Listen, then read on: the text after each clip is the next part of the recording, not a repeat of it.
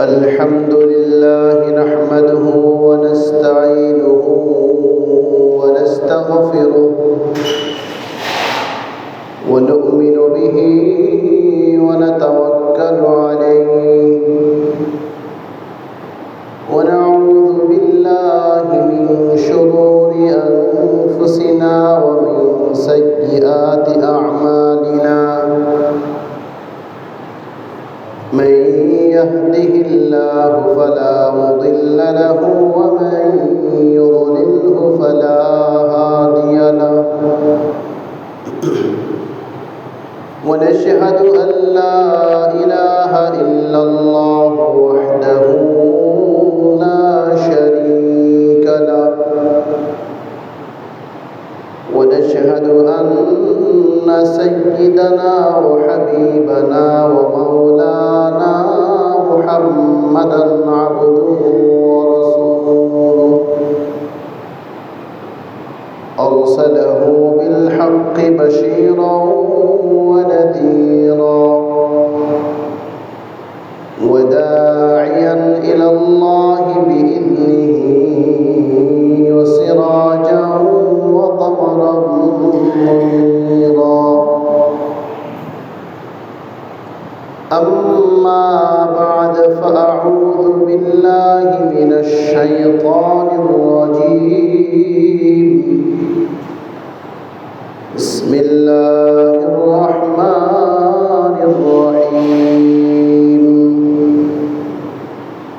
ظهر الفساد في البر والبحر بما كسبت أيدي الناس ليذيقهم بعض الذي عملوا لعلهم يرجعون وقال النبي صلى الله عليه وسلم في هذه الأمة قذف خسف مسخ قيل متى يا رسول الله إذا ظهرت القينات والمعازف وشرب الخمر أو كما قال عليه الصلاة والسلام اللهم صل على محمد وعلى آل محمد كما صليت على إبراهيم وعلى آل إبراهيم إنك حميد مجيد اللهم بارك على محمد وعلى آل محمد كما باركت على إبراهيم وعلى آل إبراهيم إنك حميد مجيد ربي زدني علما رب اشرح لي صدري ويسر لي أمري واحلل عقدة من لساني يفقه قولي وبك نستعين يا فتاح محترم মুসল্লিন কিরাম মহান প্রতিপালকের দরবারে অসংখ্য গণিত শুকর যে মহান রব্বে করিম আপনাকে আমাকে জুমার দিনে আল্লাহ পাকের ঘর মসজিদে প্রথম দিকে আসার তৌফিক দিয়েছেন সেজন্য শুকর আলহামদুলিল্লাহ। মুহতারাম হাজিরিন, দেশ জুড়ে এখন অতিমাত্রায় রোদের তাপ এত বেশি যে সব শ্রেণী পেশার মানুষের জন্য বড় কষ্ট, অত্যন্ত কষ্টের হয়ে দাঁড়িয়েছে। যারা বাহিরে বের হন তারাই বুঝেন, অথবা যারা ঘরে বসবাস করেন তারাও জানেন এই তাপমাত্রা এত বেশি হওয়ার কারণে মানব দেহের অনেক ক্ষতিও হচ্ছে। একেবারে শীতাতপ নিয়ন্ত্রিত কক্ষেও যে মানুষটা আছে, সে মানুষটা অনুভব করতে পারে যে তাপমাত্রা বৃদ্ধির কারণে কতটা ক্ষতি হচ্ছে।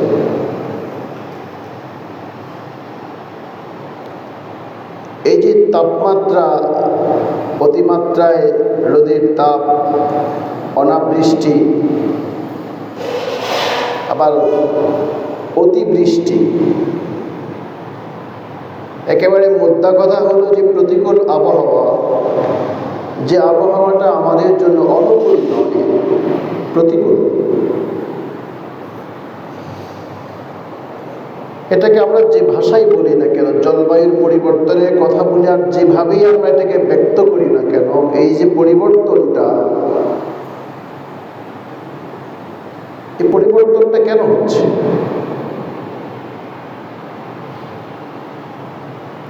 এখানে তো আমাদের কোনো কিছু করণীয় বা বর্জনীয় আছে কিনা,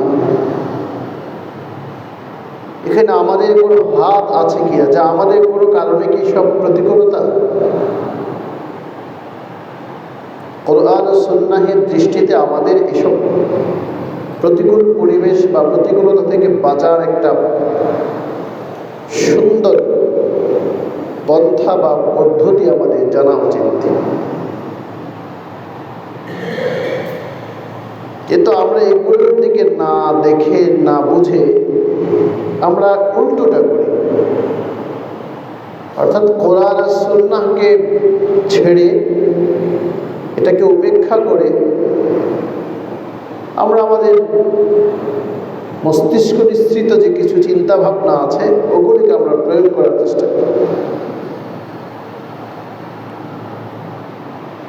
কিন্তু আসলে এমনটা নয়।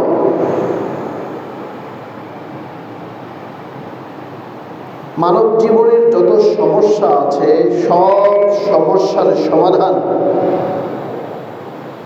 কোরআন এবং সুন্নাহের মাঝে একেবারে পুঙ্খানুপুঙ্খানুরূপে দেওয়া আছে।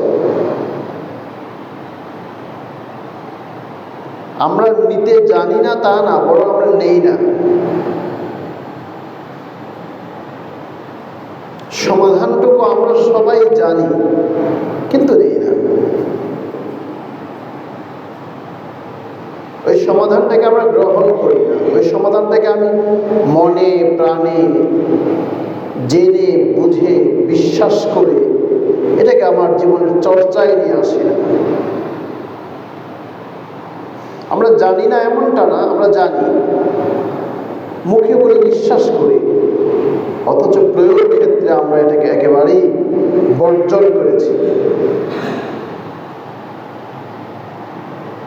ঠিক এই প্রাকৃতিক বা প্রতিকূলতা থেকে আমাদের বাঁচার উপায় আর কেনই বা এই প্রতিকূলতা, এসব ব্যাপারে আজকে কিছু কথা বলার জন্যই কুরআনুল কারীমের অসংখ্য আয়াত থেকে একটা আয়াতে কারিমা তেলাওয়াত করেছি। আল্লাহু পাক রব্বুল আলামিন বলেন, যাহারাল ফাসাদু ফিল বাররি ওয়াল বাহর। দেখুন, শব্দগুলো খুব বোঝার বিষয়। কুরআনুল কারীমের এক একটা শব্দ আর একটা বাক্যের মধ্যে শব্দ ব্যবহারটা এত চমৎকার, সাহিত্যের দিক থেকেও, তারপর ব্যাকরণ বা গ্রামারের দৃষ্টিকোণ থেকেও এক একটা শব্দ ব্যবহার এত চমৎকার। আর চমৎকার হবেই না কেন? মহান আল্লাহ, যিনি সব কিছুর প্রতিপালক, তিনিই বলছেন তার সৃষ্টি সম্পর্কে, তার সৃষ্টির ভালো মন্দ, কোনটা তার জন্য প্রতিকূল হবে, কোনটা তার জন্য অনুকূল হবে, যিনি সব জানেন, সব কিছুর স্রষ্টা যিনি, সেই মালিক, সেই স্রষ্টাই বার্তা দিচ্ছেন। আল্লাহ রাব্বুল আলামিন বলেন, যাহারা আল ফাসাদা, বিশৃঙ্খলা প্রকাশ পাবে, ফিল বাররি ওয়াল বাহরি, স্থলে অথবা জলাশয়। আল্লাহ বলছেন যাহারাল ফাসাদু ফিল বাররি ওয়াল বাহরি, বিশৃঙ্খলাটা প্রকাশ পাবে স্থলে অথবা জলাশয়ে। এটা কেন? আল্লাহ পাক রব্বুল আলামিন কিন্তু স্থল আর জল, স্থলভাগ আর যে জলভাগ যেটা আছে এটাকে আল্লাহ তাআলা উল্লেখ করেছেন।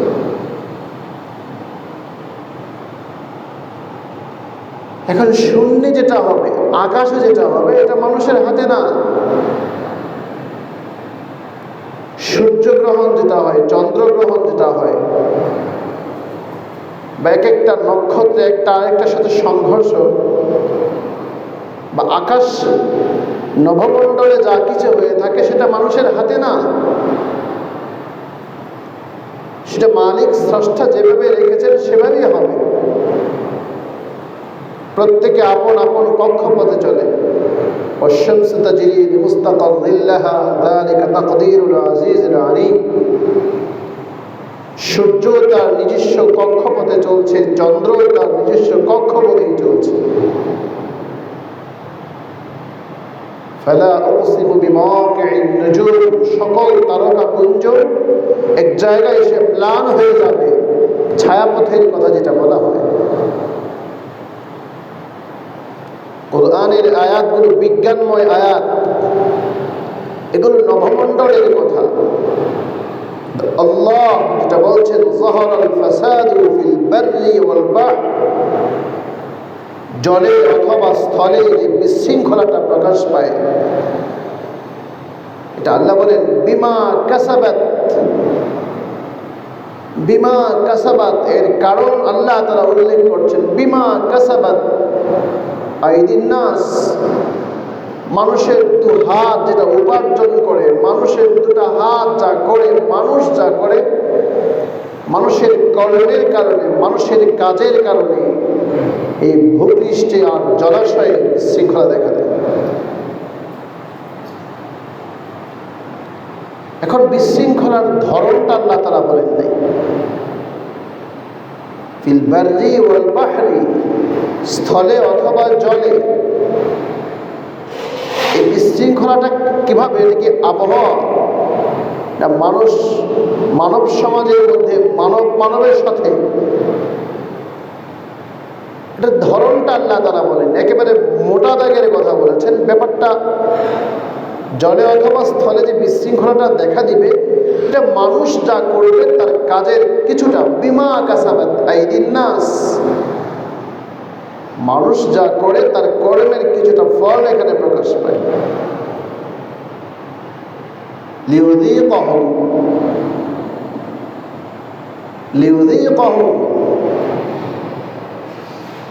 যাতে করে মানুষ ওই তাদের কৃতকর্মের কিছু তারা ভোগ করে, একটু শাস্তি অনুভব করে, একটু ভোগ করে তারা যেন সংশোধন হতে পারে, ফিরে আসতে পারে। এই জন্য আয়াতের শেষে লাআল্লাহুম ইয়ারজিউন, যাতে করে মানুষগুলো ফিরে আসে, প্রত্যাবর্তন করে, তার কাজের যে গতি, তার কাজ, যে কাজ সে করেই যাচ্ছে, একটু যেন পরিবর্তন করে।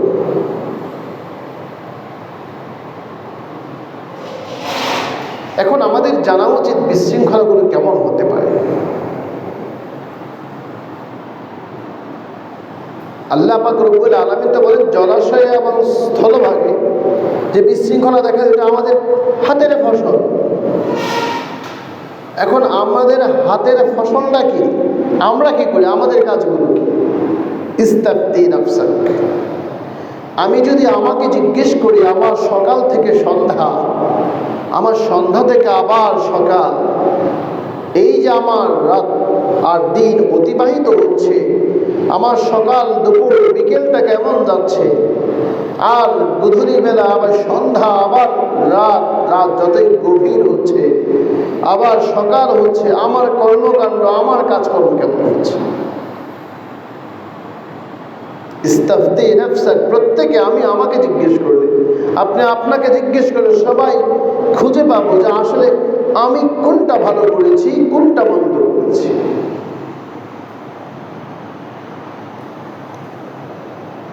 আমার ভালো কাজটাও আমি জানি, আমার মন্দটাও আমি জানি। আমি কতটা ভালো এটা আমার চাইতে বেশি কেউ জানে না। আপনি কতটা ভালো আপনার চেয়ে বেশি কেউ জানে না, আল্লাহ ছাড়া। আমি কতটা মন্দ, আমি কতটা বাজে, এটা আল্লাহ ছাড়া কেউ জানে না। আপনি কতটা মন্দ এবং বাজে, এটা আল্লাহ ছাড়া কেউ জানে না। কারণ আমার ভালো কাজের তালিকাটাও আমার কাছে, আমার মন্দ কাজের তালিকাটাও আমার কাছে।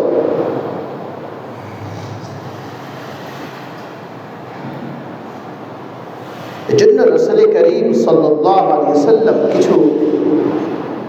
আমাদেরকে কিছু সূত্র বলেছেন। সূত্র, আমরা যেমন অঙ্ক করি, বীজগণিত, পাটিগণিতের জন্য কিছু সূত্র থাকে না, কিছু সূত্র বলেছেন। একটা সূত্র হলো, রাসূল বলেন, ইদা ফাআলাত উম্মতি 15 খাসলাতান হাল্লা বিহাল বালা। রাসূল একটা সূত্র বলেছেন আমাদেরকে, ইদা ফাআলাত উম্মতি 15 খাসলাতান,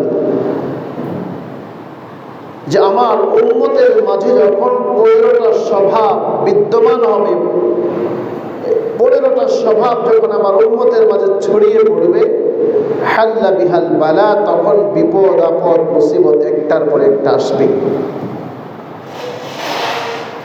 এই বিপদগুলোর মধ্যে মানবীয় নিরাপত্তাহীনতার মধ্যে পড়ে যাওয়া, মানব সম্প্রদায়, মানব সভ্যতা, তাদের মধ্যে নিরাপত্তাহীনতা বিরাজ করবে।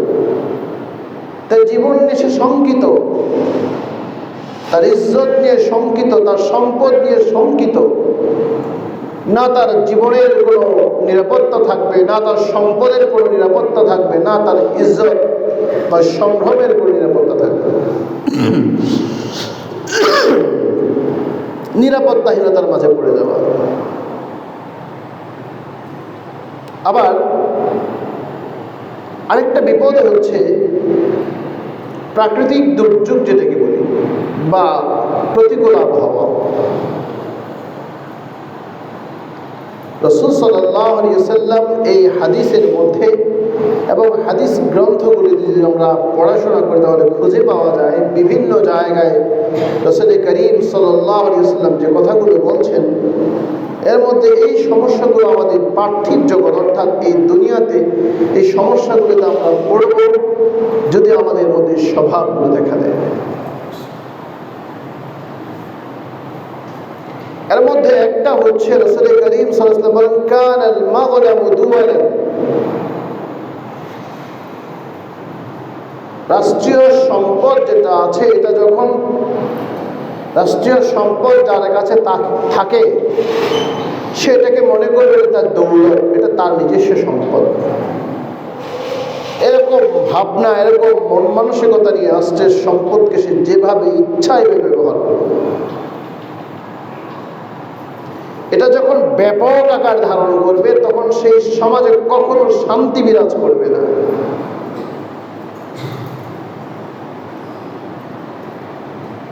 ব্যাপারটা একটু ভাবনার বিষয়। একটা স্বভাব, 15টা স্বভাবের একটা মাত্র সামনে আনলাম, কানাল মাগনাম। আমি কোনো কথাই কিন্তু বানিয়ে বলছি না, তিরমিজি শরীফের হাদিস, আমি হাদিস থেকে বলছি। কানাল মাগনাম দুওয়ালান, এই সম্পদটাকে সে যেভাবে ইচ্ছা সেভাবেই সে ব্যবহার করে।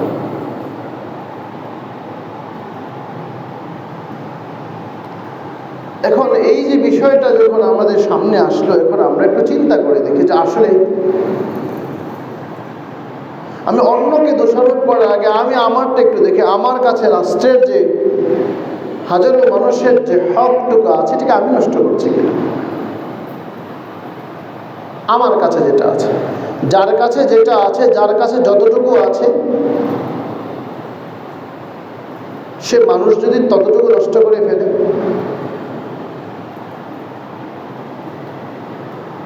রাষ্ট্রের সম্পদ হচ্ছে মানুষের সম্পদ। সম্পদ যখন নষ্ট হয়, এটা যখন যথাযথভাবে এটাকে ব্যবহার না করা হয়, মানুষের অধিকার যখন নষ্ট করা হয়, তখন সেই সমাজ বা সেখানে সে পৃথিবীতে কখনো শান্তি বিরাজমান হয় না।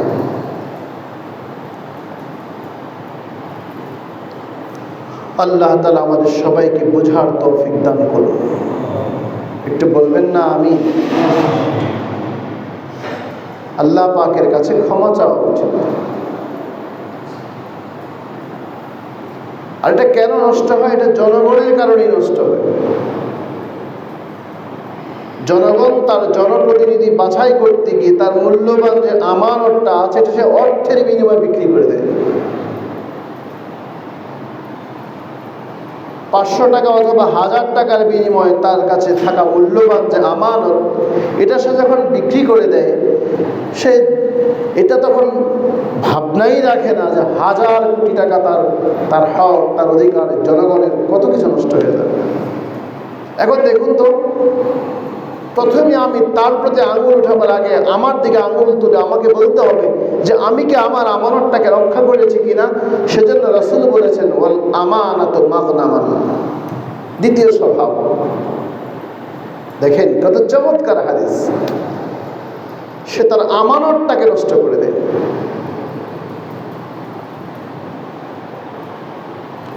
আমানতটা নষ্ট করে। এই মিম্বরটা আমার কাছে আমানত রাখা হয়েছে, যে মিম্বরে বসে আপনি খুতবা দিবেন, এখানে কথা বলবেন, এই জায়গাটা আপনার কাছে আমানত, এর খেয়ানত করা যাবে না। অনেক সময় কথাও আমানত রাখা হয় যে এই কথাটা আপনার কাছে আমানত, অর্থ আমানত রাখা, এটা আপনার কাছে আমানত। শিক্ষকের কাছে সন্তান, এটা আমানত।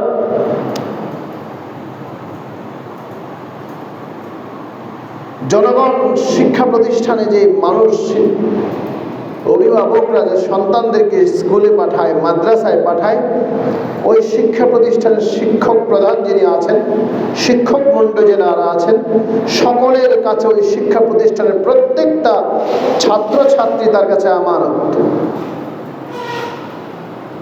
জনগণ জায়গা জমি দিয়ে মাদ্রাসা, স্কুল, আরো যে সকল শিক্ষা প্রতিষ্ঠান নির্মাণ করেন বা শিক্ষা প্রতিষ্ঠানে যে অর্থ যোগান দিয়ে থাকেন, এটা জনগণের টাকা ওই প্রতিষ্ঠান কিংবা শিক্ষা প্রতিষ্ঠানের কাছে আমানত। যখন আমানত আমওয়ালিন নাস, আমানত আওলাদিন নাস, মানুষের সম্পদের আমানত আর মানুষের সন্তানের আমানত যখন বিনষ্ট হয়, তখন সেই সমাজ কখনো ভালো থাকতে পারে না। মাদ্রাসার কথা বলেন, আর স্কুল, কলেজ, ইউনিভার্সিটির কথা বলেন, প্রত্যেকটা শিক্ষা প্রতিষ্ঠানের কথা বলেন, শিক্ষক কি তার কাছে থাকা আমানত, যে শিক্ষকের কাছে শিক্ষার্থীরা যে একটা আমানত, শিক্ষক কি পেরেছে শিক্ষার্থীদের, অভিভাবকদের, জনগণের যে সম্পদ, তার সন্তানটা শিক্ষকের কাছে আমানত দেওয়া হয়েছে, আমার সন্তানকে আদর্শ শিক্ষা দেন, আমার সন্তানকে ভালো শিক্ষা দেন, ভালো সুশিক্ষায় তাকে শিক্ষিত করেন, এটা কি আমরা শিক্ষক মণ্ডলী যারা আছে তারা কি পেরেছি?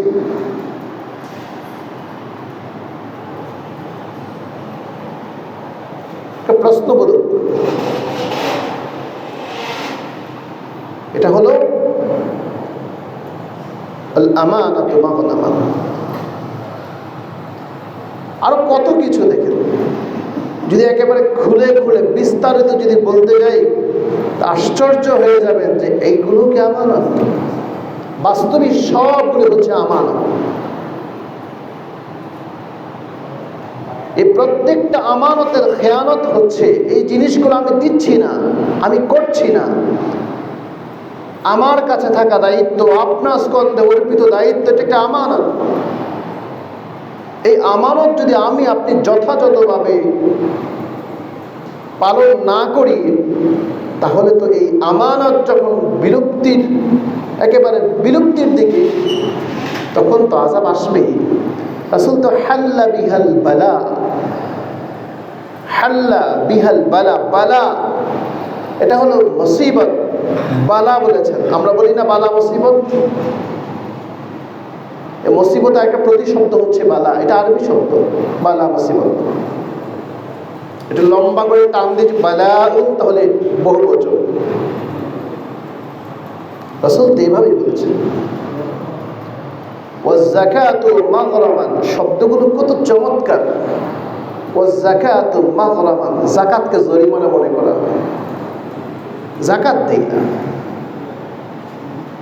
অথচ আমি বলছি গড়ে অস্থির হয়ে গেলাম।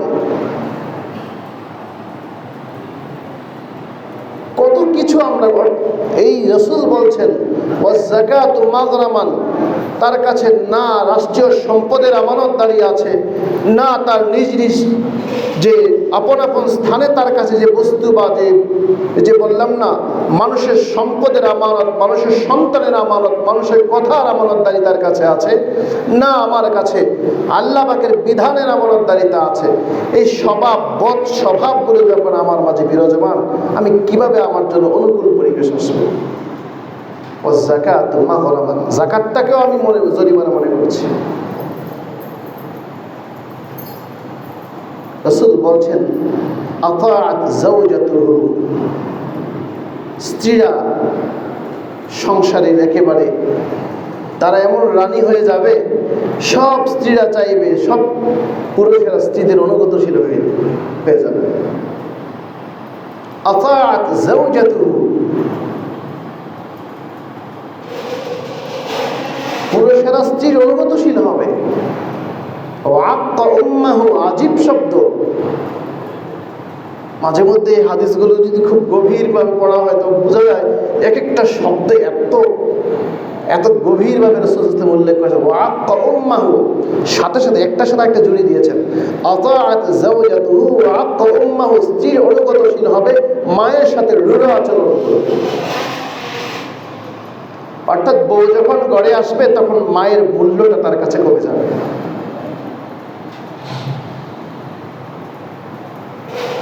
আলকামা রাদিয়াল্লাহু তাআলা আনহু, রাসূল করিম সাল্লাল্লাহু আলাইহি ওয়াসাল্লামের এক প্রখ্যাত সাহাবী, একেবারে মৃত্যু সজ্জায়।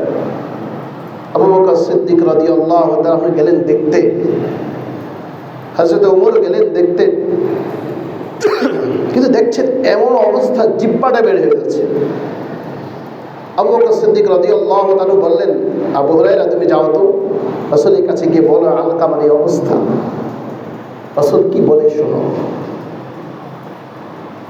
হযরত আবু হুরায়রা রাদিয়াল্লাহু আনহু দৌড়ে আসলেন, এসে বললেন ইয়া রাসূলুল্লাহ, আলকামার অবস্থা খুবই খারাপ, সে তো জিহ্বা বের করে দিয়েছে, চোখ উল্টিয়ে দিয়েছে।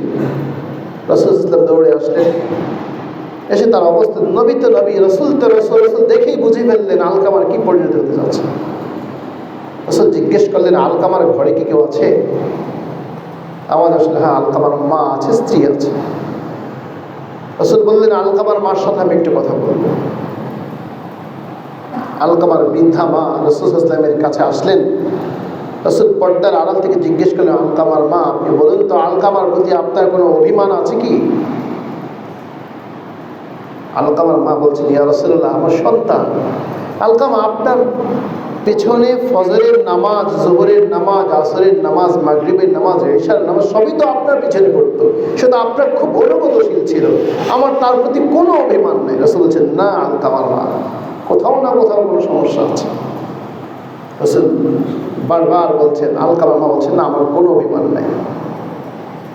দেখুন হাদিস এখান থেকে একটা শিক্ষা, সন্তান মায়ের কাছে, বাবা মায়ের কাছে যত অন্যায় করুক, অপরাধ করুক, এটা সমাজে বর্ণনা করে বেড়াবেন না। যদি এই অপরাধগুলো যদি লুকিয়ে রাখা যায়, অপরাধ দুই প্রকার, আমরা আরবিতে বলি মুতাআদ্দি আর লাজিম। ব্যক্তিকেন্দ্রিক, ব্যক্তির মাঝে সীমাবদ্ধ থাকা, একটা এটা ছড়ায় পড়ে, যেগুলো ছড়ায় পড়ে সেগুলি বলা যায়। আর ওই ব্যক্তির স্বভাবের সাথে ব্যক্তির মধ্যেই সীমাবদ্ধ থাকে সেগুলি কিন্তু বলা যায় না, সেগুলি রাখতে হয়। তো রাসূল বলছেন তোমার মা, আপনি আসলে কোনো একটা কিছু হয়েছে আপনি বলেন। বলছি ইয়া রাসূলুল্লাহ, বিয়ের পরে আমি আলকামার স্বভাবের মধ্যে একটু পরিবর্তন খুঁজে পেয়েছি। সে আমার প্রতি তার সব ঠিক আছে, কিন্তু কেন জানি বিয়ের পরে প্রথম ডাকটা, প্রথম বাহির থেকে ঘরে আসলে প্রথম যে আচরণটা আমার সাথে হইতো এর মাঝে পরিবর্তন খুঁজে পেয়েছি, আর আমার মনের মধ্যে এই অজান্তে একটা অভিমান আমার মনের মধ্যে লুকিয়ে আছে। রাসূল বললেন, আলকামার মা, আপনি তাকে ক্ষমা করে দেন। বলছি, এটা আমি কীভাবে করব? রাসূল সাল্লাল্লাহু আলাইহি ওয়াসাল্লাম সাহাবায়ে কেরামকে বললেন, দেখো, যাও লাকড়ি জড়ো করো, আলকামাকে এখানে জ্বালিয়ে দেওয়া হোক। মা অস্থির হয়ে বললেন, ইয়া রাসূল, আপনি কি বলছেন? আমার চোখের সামনে আমার সন্তানকে জ্বালিয়ে দিবেন? রাসূল বলছেন, আলকামার মা, যদি আপনি তাকে ক্ষমা না করেন, তার জবান দিয়ে কালিমা আসবে না, আলকামার চোখ উল্টিয়ে গেল আর তার জিহ্বাটা বের হয়ে গেছে, এটা ঠিক হবে না।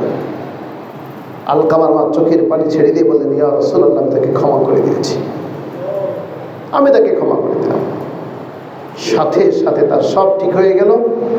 আর হযরতে আবু হুরায়রা রাদিয়াল্লাহু তাআলা আনহু বর্ণনা করেন, আমি নিজ সামিআতু বিউযনাই, আমি নিজ কানে শুনে যে এই আলকামার জবান দিয়ে কালিমা লা ইলাহা ইল্লাল্লাহু মুহাম্মাদুর রাসূলুল্লাহ বের হয়েছে। আতাআত যাওজাতুহু ওয়া আক্কা উম্মাহু, স্ত্রীর অনুগতশীল হবে, মায়ের সাথে খারাপ ব্যবহার করবে। ওয়াবাররা সাদিকাহু, বন্ধুর সাথে খুব ভালো সম্পর্ক। ওয়াজাফা আবাহু, বাবার কথা তার সহ্যই হবে না। অনেকে দেখবেন বন্ধু মনে সে খুব প্রিয়, ঘরে খবর নিয়ে দেখা যায় তার অবস্থা খুব খারাপ। বন্ধু মনে অনেক খুশহাল, আপনি ভালো মজা কথা বলতে পারেন। এই জন্য রাসূল বলছেন আরও একটা স্বভাব, ওয়াজাফা ওয়াবাররা সাদিকাহু ওয়াজাফা আবাহু, বন্ধু মনে খুব প্রিয় কিন্তু বাবার সাথে খারাপ ব্যবহার। এই স্বভাবগুলো আমাদের সন্তানদের মধ্যে আছে, আমাদের মধ্যে আছে। এই স্বভাব যতক্ষণ থাকবে প্রতিকূলতা কখনো দূর হবে না। কারণ রাসূল তো শুরুতেই বলে দিয়েছেন, 15 খাসলাতান, 15টা স্বভাব বিরাজমান থাকলে হাল্লা বিহাল বালা, বিপদ একটার পর একটা আসবে। কখনো অর্থনৈতিক, কখনো আবহাওয়া, কখনো ফসল। একেবারে দেখবেন মাঠ পড়া ফসল ভরপুর, বাম্পার ফলন হয়েছে, নিমেষে সব শেষ। আল্লাহ তাআলা বলেন যে মাঠ পড়া ধান আর এই সব কিছু ফসলগুলো দেখে মানুষ কৃষক কত আনন্দিত হয়, অথচ সে জানে না মুহূর্তের মাঝে সব কিছু চূর্ণ বিচূর্ণ হয়ে যেতে পারে। এই জন্য রাসূল করিম সাল্লাল্লাহু আলাইহি ওয়াসাল্লাম বলেন, উম্মত আমার শোনো, এই স্বভাবগুলোর মধ্যে আরো স্বভাব হলো ওয়াকানা যাঈমাল কওমি আরজালুহুম, সমাজের সবচেয়ে নিকৃষ্ট মানুষগুলিকে যখন তোমরা সমাজের অধিপতির আসনে তাদেরকে সমাসীন করবে। শব্দগুলো কিন্তু আল্লাহ রাসূল খুবই এক একটা শব্দ। ওয়াকানা যাঈম, যাঈম যে কাকে বলা হয়, যাঈমাল কওমি আরজালুহুম, সমাজের দায়িত্বশীল, নীতি নির্ধারক। আরজাল আমরা বলি ইসমে তাফজিল, তুলনামূলক। আরজাল মানে অধিক মন্দ, অধিক নিকৃষ্ট। যাঈমাল কওমি আরজালুহুম, এই সমাজে, এই নগরবাসীর মধ্যে সবচেয়ে নিকৃষ্ট যে, তাকেই সমাজে অধিপতি বানানো হয়।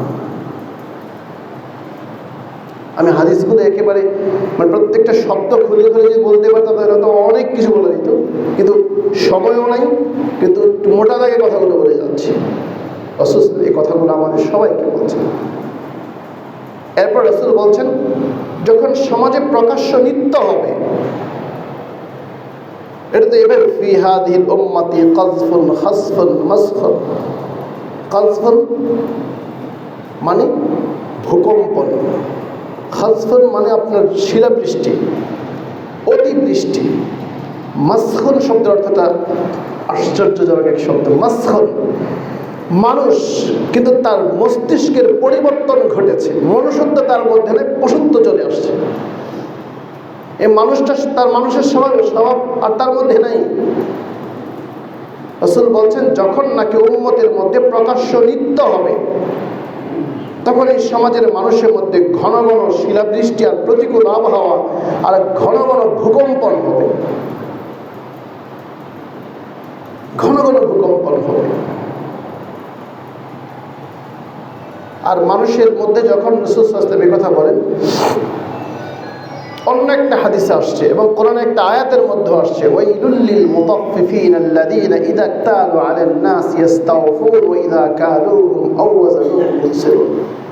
মানুষকে যখন দিতে যায় তখন সে কম দেয়, আর যখন নেয় তখন সে খুব বেশি করে দেয়।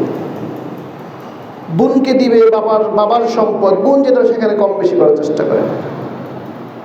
ওই যে একেবারে আমাদের গ্রাম্য, আমরাই তো এই কথাগুলো বলি, আমরা শিবপুরের মানুষ দেবে বলে বোনদের ক্ষেত্রে দেয়, বাড়ি বেড়েতে দিস না, শিবপুরের জায়গার দাম বেশি, বোনেরা তো সেই বোনদের ক্ষেত্রে নিয়ে যায়। এই যে আমি যখন দিচ্ছি তখন আমি ঠিকই, আবার শ্বশুর বাড়ি যখন আনতে যাই তখন বউকে ঠিকই পরামর্শ দেওয়া, এই তুমি কিন্তু ওই এলাকা ওই মৌজার জায়গাটা কিন্তু ছাইরো না, তখন আবার কুপরামর্শ ঠিকই দিয়ে দেওয়া হয়।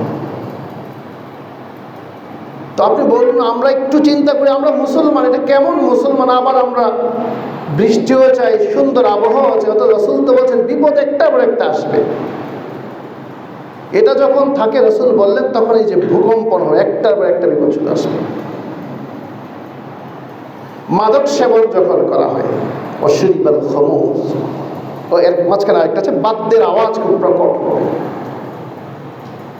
এই যে বাজনা বাজায় কি যে গায়, আগে গানের তো একটা, গানের মধ্যে একটা, আমি এটা বলছি না গান শোনা বৈধ কথা বলছি না, গানের মধ্যে, গানের শব্দে, গানের প্রত্যেকটা লাইনে কিছু ভালো কিছু থাকে, কিন্তু বাজনার আওয়াজ আসে কি গাচ্ছে সেটাও বোঝা যায় না, শুধু বাজনাটাই শোনা যায়।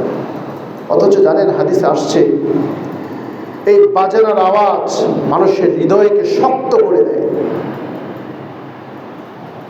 মানুষের হৃদয়কে শক্ত করে দেয়, পাথরের চেয়ে শক্ত হয়ে যায়। এই যে আল্লাহ বলছেন, তুম্মা কাসাত কুলুবুকুম মিন বাদি যালিকা ফাহিয়া কাল হিজারাতি আও আশাদ্দু কাসওয়া। তুমি কি এত শক্ত হয়ে গেলা যে পাথর আমার ভয়ের ভীত সন্ত্রস্ত, পাথরটা খসে পড়ে। কোন কোন পাথর এমন আছে আমার ভয়ে ভীত সন্ত্রস্ত হয়ে সে এত কান্না, যে কান্নার কারণে ঝর্ণাধারা প্রবাহিত হয়। আর মানুষ, তোমার হৃদয়টা এর চাইতেও শক্ত। পাথরও কাঁদে জাহান্নাম থেকে বাঁচার জন্য, আমি আপনি কাঁদি না। পরে রাসূল কি বললেন, ওই যে মানসিক বিপর্যয়, মস্তিষ্ক বিকৃত হয়ে যায়, রাসূল বলছেন অশুরিবাল খমর, যখন সমাজে মাদক সেবনটা হয়, অশুরিবাল খমর, খামরের শব্দার্থ মদ, ইন্নামাল খামরু ওয়াল মাইসিরু ওয়াল আনসাবু ওয়াল আজলামু রিজসুম মিন আমালিশ শাইতান। মদ, জুয়া এগুলি হচ্ছে রিজসুম মিন আমালিশ শাইতান, এগুলি নোংরামি, কদাচার। আর ডান্স বলা হয়, দুর্গন্ধ ছড়ায়, এটা হলো শয়তানের কাজ। আর আরেক জায়গায় বলা হয়েছে, শয়তান তোমাদের মাঝে বাইনাকুমুল আদাওয়াত ওয়াল বাগদা ফিল খামরি ওয়াল মাইসির, এই মাদক সেবন এবং এই জুয়া তোমাদের মধ্যে শত্রুতাকে আর এটাকে আর তীব্র থেকে তীব্র করে। যে সমাজ মাদক সেবন করবে, মাদকাসক্ত হবে, মাদক প্রচার করবে, মাদক বেচা কেনা করবে, মাদক মানে মাদকের সাথে সংশ্লিষ্ট যা আছে সব, সে সমাজ নষ্ট হবে না তো কি হবে? সে সমাজ আস্তে আস্তে ধীরে ধীরে সব শেষ হবে।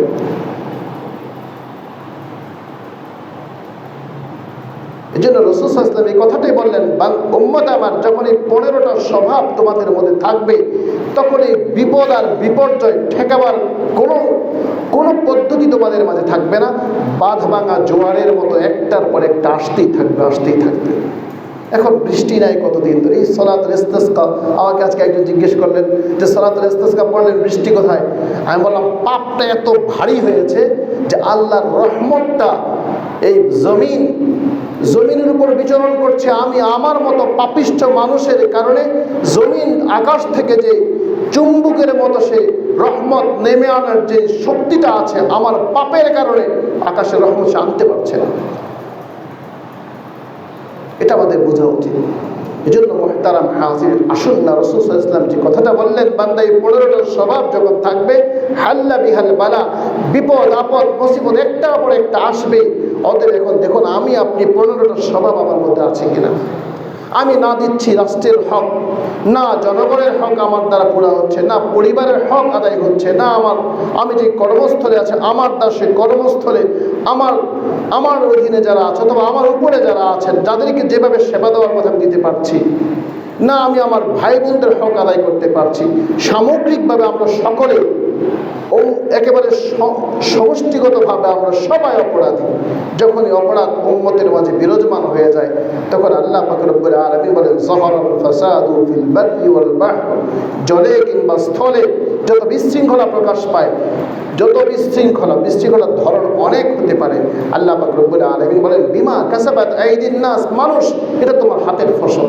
এখানে মুসলমানদের কথা কিন্তু বলা হয়, দেখেন আজীব কথা, বিমা কাসাবাত আইদিন নাস, আইদিন্নাস, মানুষের কথা বলা হয়েছে। আল্লাহ পাক রব্বুল আলামিন আমাদেরকে এই কথাগুলো বুঝার তৌফিক দান করুন। এই সব কিছুর পর আল্লাহ পাক রব্বুল আলামিন লাআল্লাহুম ইয়ারজিউন, বান্দা হয়তো ফিরে আসবে। আল্লাহ বলেন, ফাকুল তুস্তাগফির রাব্বাকুম ইন্নাহু কানা গফফারা, বান্দা তুমি শুধু একটা শব্দ উচ্চারণ করো, আস্তাগফিরুল্লাহ, হৃদয় থেকে বলো আমি সব তোমাকে ক্ষমা করে দেব। ইন্নাহু কানা গফফারা, তিনি ক্ষমাশীল। ইরসিলিস সামা আলাইকুম মিদরারা, হৃদয়ের গহীন থেকে তোমার এই তাওবা ইস্তিগফার যদি হয়, ইরসিলিস সামা আলাইকুম মিদরারা, আকাশ থেকে রহমতের বারিধারা আল্লাহ পাক রব্বুল আলামিন বলেন বর্ষণ করবে। ওয়ায়ুমদিদকুম বিআমওয়ালি ওয়া বানিন, তোমার সম্পদে বরকত হবে, তোমার প্রজন্মের মধ্যে বরকত হবে যেটা তুমি কল্পনাও করতে পারবে না। আল্লাহ তাআলা আমাদের সকলকে ইস্তিগফার করে সকল অপরাধ থেকে বিরত থেকে আল্লাহর অভিমুখী হওয়ার তৌফিক দান করুন। ওয়া মা আলাইনা ইল্লাল বালাগ। ক্বাবলা জুমআ 4 রাকাত সুন্নাত যারা পড়ে